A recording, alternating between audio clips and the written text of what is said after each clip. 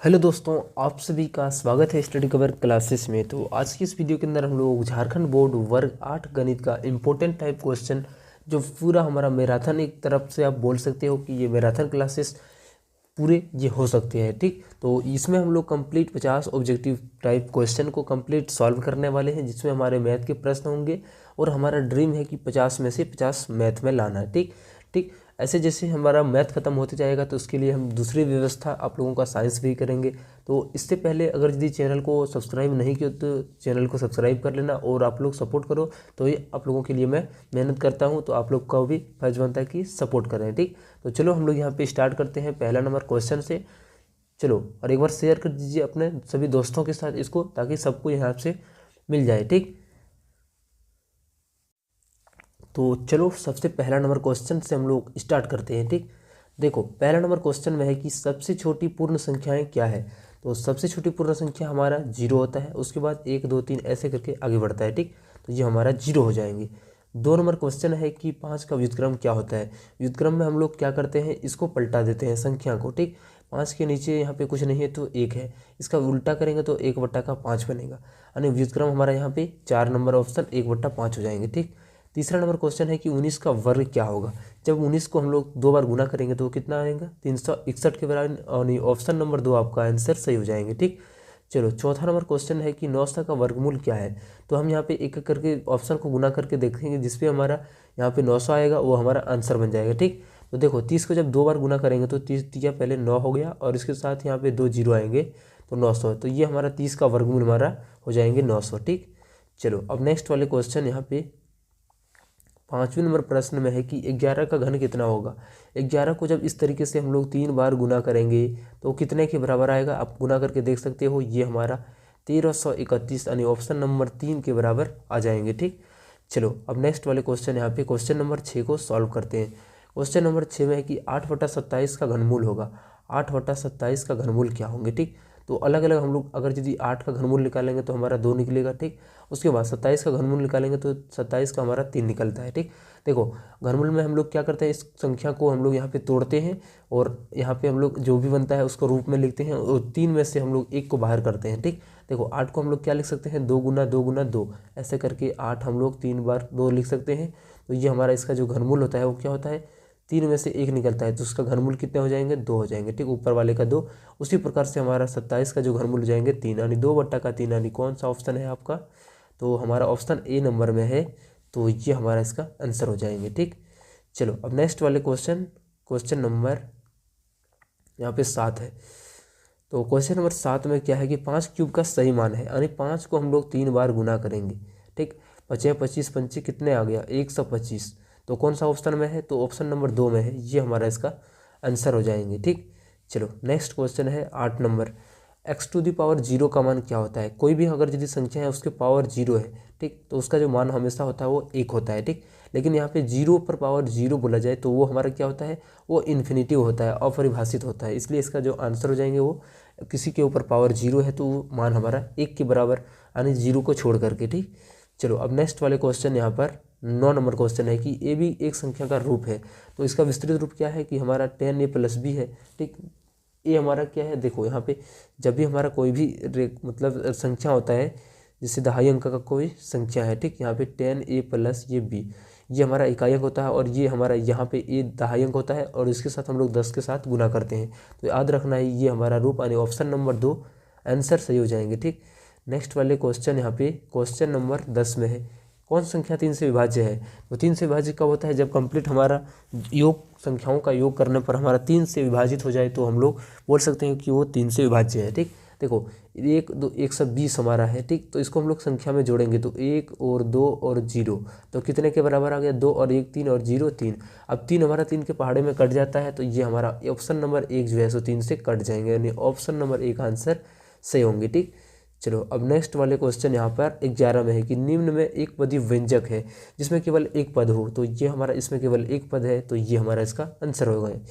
चलो नेक्स्ट वाले क्वेश्चन यहाँ पे है कि -2xy का संख्यात्मक गुणांक क्या है। देखो ये -2xy के साथ यहाँ पे संख्या वाला क्या है, तो संख्या देखेंगे तो हमारा कितना है, कंप्लीट -2 है, तो ये हमारा इसका संख्यात्मक गुणांक कौन सा ऑप्शन है, तो ऑप्शन नंबर आपका बी नंबर जो है सो 2 नंबर सही हो जाएंगे। चलो नेक्स्ट वाले क्वेश्चन यहाँ पे 30 नंबर क्वेश्चन है, A square minus 2ab plus B square का गुणनखंड होगा।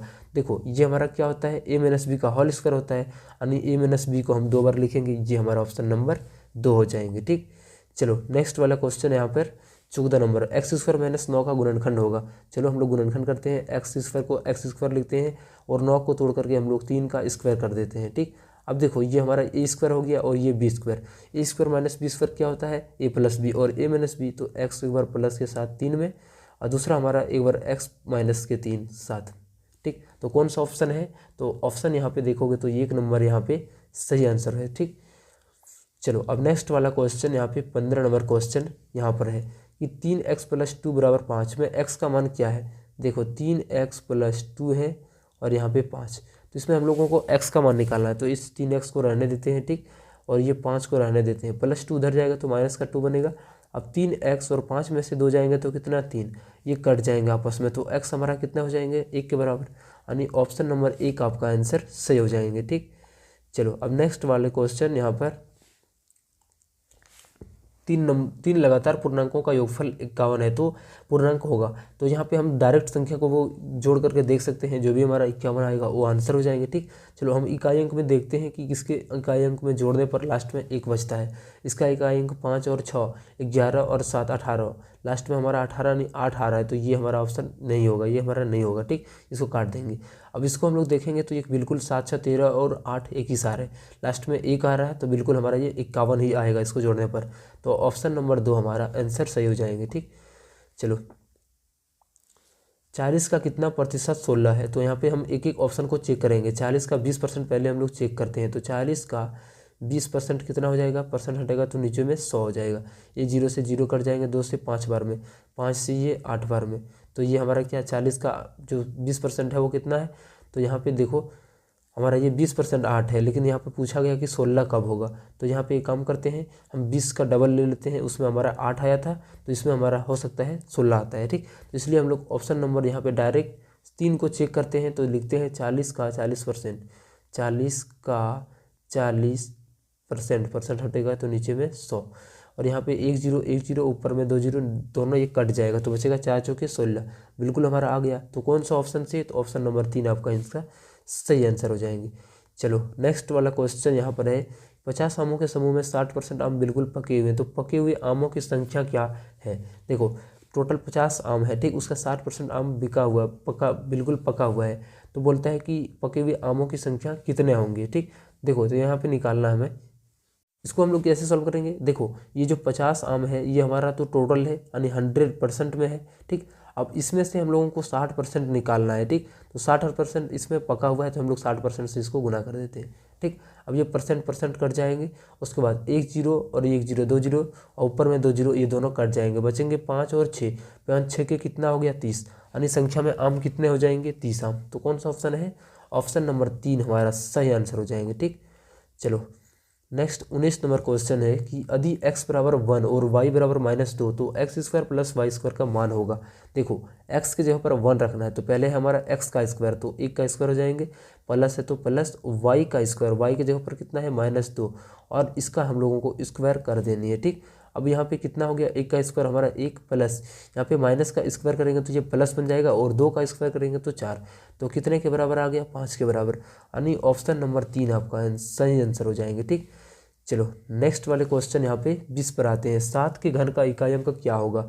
देखो 7 के घन का इकाई अंक क्या होगा, 7 को हम लोग 3 बार गुना करेंगे। ठीक, ऐसे करके तो देखेंगे कि लास्ट में हमारा क्या आएगा।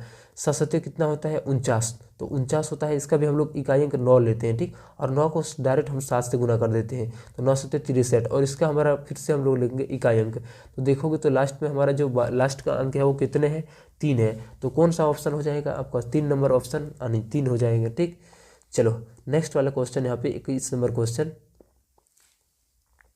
एक घड़ी का अंकित मूल्य 2000 है, इस पर 10% भट्टा दिया जाता है, तो विक्रय मूल्य ज्ञात करें। ठीक, देखो पहले जो अंकित मूल्य था वो 2000 था, इस पर 10% भट्टा दिया जाता है, तो विक्रय मूल्य क्या है। ठीक, देखो पहले जो है सो 2000 हमारा था, ये पूरा कंप्लीट 100% का मान था। ठीक, लेकिन यहाँ पे क्या है 10% बट्टा दे दिया, यानी 10% हम लोगों को अब पैसा पे नहीं करना पड़ेगा। तो कितना पे करना पड़ेगा, हमें 90% पे करना पड़ेगा, इसलिए 90% निकाल देते हैं। ठीक, ये परसेंट से परसेंट समाप्त हो जाएगा, ऊपर में 2 जीरो और यहाँ पे 2 जीरो, ये दोनों कट जाएंगे। अब बचेंगे कितना 20 और यहाँ पे 90। अब इन दोनों को गुना करेंगे तो 9 दूना 18 और डबल जीरो, जो विक्रय मूल्य आ गया वो कितने के बराबर आ गया, 1800 रुपया। तो ऑप्शन नंबर आपका 4 जो है सो सही आंसर हो जाएंगे। ठीक, तो इसमें हम लोग ऑप्शन नंबर 4 को घेर देंगे। चलो नेक्स्ट वाला क्वेश्चन 22 में है कि 75 पैसा रुपया 2 से अनुपात कितना होगा। ठीक, देखो यहाँ पे हम लोग जब भी यूनिट अलग अलग होता है तो उसको सेम यूनिट में चेंज करते हैं, सबको एक काम करते हैं छोटा यूनिट में चेंज करते हैं। ठीक, ऊपर वाला हमारा पैसा में है तो नीचे वाले को भी पैसा में चेंज करेंगे। 1 रुपया में हमारा 100 पैसा, वैसे हमारा 2 रुपया में कितने पैसे, तो 200 रुपया, यहाँ पे हम लोग 200 पैसा रख देंगे। ठीक, अब 25 से कटाएंगे 3 बार में, 25 से कटाएंगे 8 बार में, इनका जो अनुपात आ जाएगा कितना आ जाएगा, 3:8, यानी ऑप्शन नंबर 1 आंसर हो जाएगा। ठीक, चलो नेक्स्ट वाला क्वेश्चन थ्योरी बेस्ड क्वेश्चन है कि 2 परिमेय संख्याओं के बीच कितनी परिमेय संख्याएं होती है, बहुत सारा अनगिनत होता है। ठीक, अनंत परिमेय संख्या उसके बीच में हम लोग निकाल सकते हैं।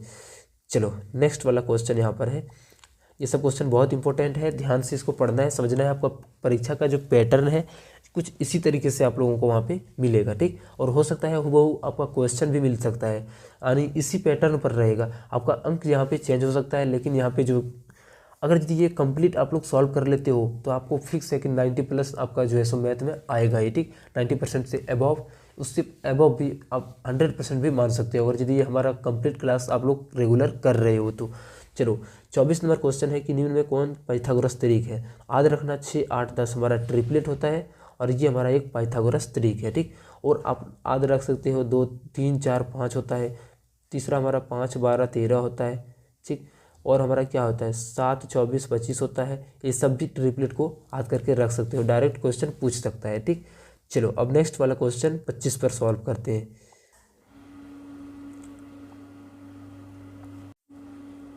देखो 25 नंबर क्वेश्चन में है कि एक प्रेशर कुकर का अंकित मूल्य 450 है और यह 360 रुपये में उपलब्ध है, तो बट्टे की राशि क्या है। देखो पहले जो उसका मूल्य था 450 था, लेकिन अब जो हो गया 360 टका। ठीक, कुछ ऑफर लगा दिया जिसके कारण इसका मूल्य कम हो गया। तो अब बोलता है कि उसमें से हम लोगों को कितना छूट मिला, यानी परसेंट में जितना दिया गया होगा, लेकिन हमारा जो बट्टा राशि है और रुपया में हम लोगों को कितना छूट मिला। तो 0 में से 0 गए तो 0, 15 में से 6 घटाएंगे तो ये,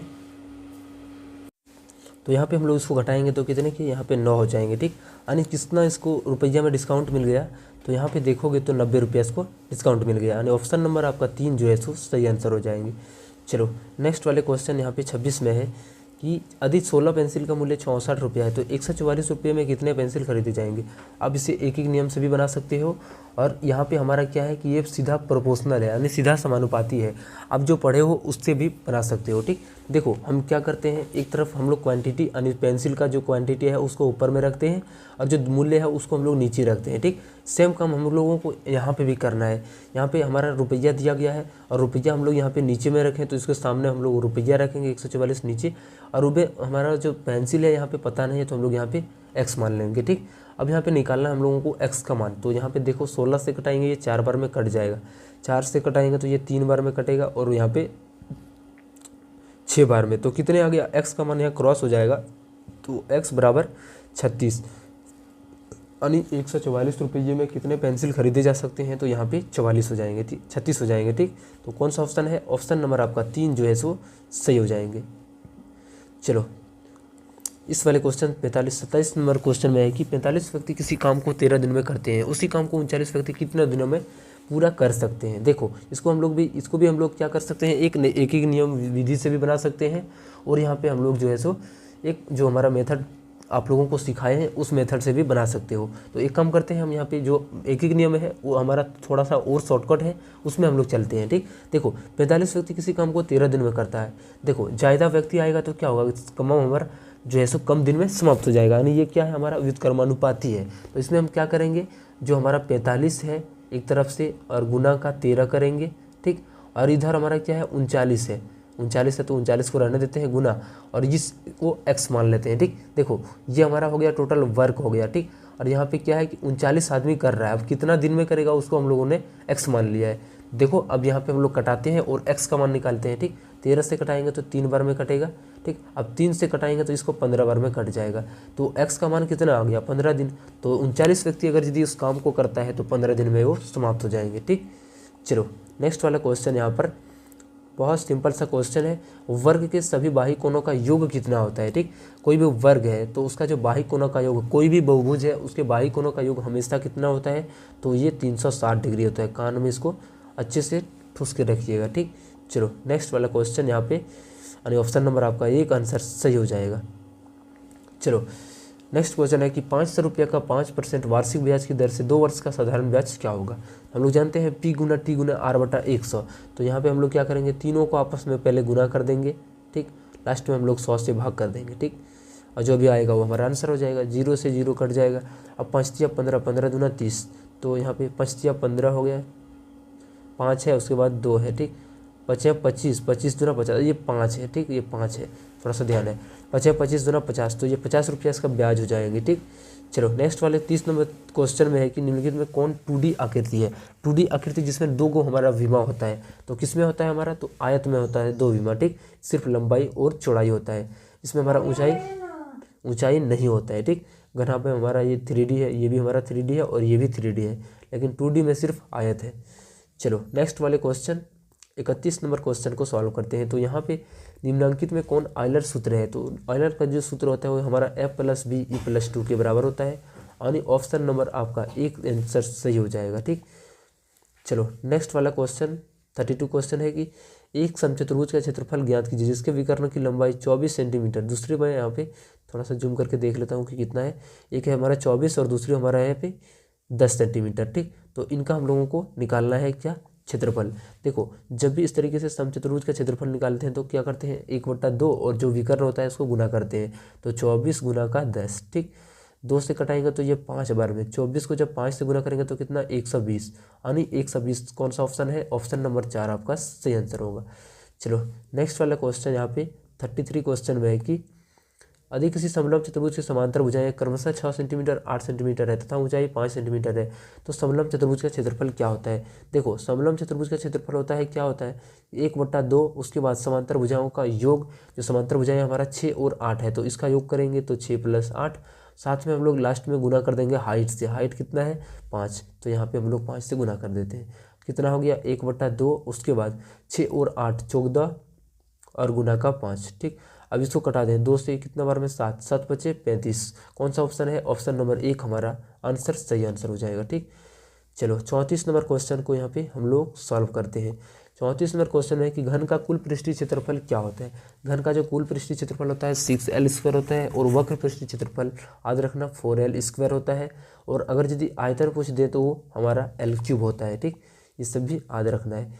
35 नंबर क्वेश्चन में है कि एक बेलन की त्रिज्या 14 सेंटीमीटर तथा ऊंचाई 10 सेंटीमीटर है तो बेलन का वक्र पृष्ठीय क्षेत्रफल ज्ञात कीजिए। बेलन का जो वक्र पृष्ठीय क्षेत्रफल होता है 2πRh, तो इसमें हम लोग रखेंगे 2π का मान 22/7, उसके बाद r का मान जो है सो कितना है, तो 14 है, और h का मान 10 यहाँ पे रख देंगे। ठीक, चलो इसको कटाएंगे, 7 से ये 2 बार में कट जाएगा। ठीक, 22 दूना 44 हो गया, 44 और 20, 44 और 20, जब 44 और 20 को गुना करेंगे तो कितना आ जाएगा, 44 दूना 88 हो गया, और 1 0 यानी 880 के। तो क्वेश्चन नंबर 36 में है कि यदि घन की एक भुजा 8 सेंटीमीटर है तो घन की आयतन क्या होगा। अभी तुरंत हम बोले थे घन का जो आयतन होता है L³ होता है, जो भी भुजा होता है उसको हम लोग 3 बार गुना करेंगे। 8 8 8 तो कितने के बराबर आ जाएगा, 512। ठीक, आप गुना करके देख लीजिएगा, ये हमारा 2 नंबर ऑप्शन सही आंसर हो जाएगा। चलो नेक्स्ट वाला क्वेश्चन 37 क्वेश्चन है कि यदि बेलन की त्रिज्या और ऊंचाई क्रमशः ऐसे ऐसे दिया गया है तो बेलन का आयतन ज्ञात करें। ठीक, देखो πr² हमारा बेलन का आयतन होता है, तो यहाँ पे पाई का मान 22/7 रख देंगे, और r का स्क्वायर, तो r हमारा यहाँ से निकालेंगे, देखेंगे 7 और ऊंचाई हमारा 10 है, 7 का 2 बार गुना करेंगे r² h का मान 10। ठीक, ये 7 और 7 कट जाएगा, बचा हुआ क्या है, 22 और 7 को गुना करेंगे तो 154 हो गया। ठीक, और 154 को 10 से गुना करेंगे तो इसके 154 में 1 0 यानी 1540 सेंटीमीटर क्यूब, ऑप्शन नंबर 1 हमारा सही आंसर हो जाएगा। चलो 38 नंबर क्वेश्चन में है कि यहाँ पे घनाभ का आयतन ज्ञात कीजिए। अधिक घनाभ की लंबाई, चौड़ाई और ऊंचाई क्रमशः ऐसे दिया गया है। ठीक, घनाभ का जो आयतन होता है क्या होता है, तीनों विमा को आपस में गुना कर दो तो ये हमारा इसका आयतन निकल करके आ जाएगा। ठीक, लंबाई गुने चौड़ाई गुने ऊंचाई, 6 या 18, 18 दूना 36। कौन सा ऑप्शन है, ऑप्शन नंबर 2 आपका सही आंसर है। ठीक, चलो नेक्स्ट वाला क्वेश्चन, क्वेश्चन नंबर 39 में घन में कुल कितने किनारे होते हैं। घन में टोटल कितना होता है, घन बोला जाए या घनाभ, दोनों में हमारा 12 किनारे होते हैं। ठीक, चलो 14 नंबर क्वेश्चन है कि 4 का मिलान चिन्ह कौन है, तो 4 हम लोग खड़ी खींच देंगे यानी ऑप्शन नंबर है एक हमारा आंसर सही हो जाएगा। चलो नेक्स्ट वाला क्वेश्चन 41 में कि वर्ग अंतराल 30 से 40 का वर्ग चिन्ह ज्ञात करें। तो वर्ग चिन्ह कैसे ज्ञात करते हैं, दोनों को जोड़ करके आधा कर देते हैं। ठीक, 30 और 40 ऊपर और नीचे वाले को जोड़ करके और आधा कर दो तो 40 और 30 70 और इसका आधा कर दो तो कितने के बराबर 35, यानी ऑप्शन नंबर कौन सा 4 आपका सही आंसर हो जाएगा। ठीक, चलो नेक्स्ट वाला क्वेश्चन है कि 42 वर्ग अंतराल 20-30 की माप क्या होगा। माप के लिए बोला जाए तो हम लोग क्या करते हैं, बड़ा में से छोटा को माइनस कर देते हैं। ठीक, यानी 30 में से 20 को घटा देंगे कितने के बराबर, 10 के बराबर, ये 10 हमारा आंसर सही हो जाएगा। चलो नेक्स्ट वाला क्वेश्चन यहाँ पे 43 नंबर में कि आंकड़ों के सबसे बड़े एवं सबसे छोटे परीक्षणों के अंतर को क्या कहते हैं, तो हम उसको बोलते हैं परिसर। ठीक, परिसर क्या होता है कि सबसे हाई में से लो को माइनस करते हैं, उच्च में से निम्न को माइनस करते हैं। ठीक, ये ध्यान रखना है। चलो यानी इसमें हमारा कौन सा ऑप्शन है, डी नंबर ऑप्शन आपका हमारा सही आंसर और परिसर हो जाएगा। ठीक, चलो नेक्स्ट वाला क्वेश्चन हमारा है कि वृत्त आलेख का दूसरा नाम क्या है, इसी का दूसरा नाम पाई चार्ट है। ठीक, ये भी ध्यान रखना है।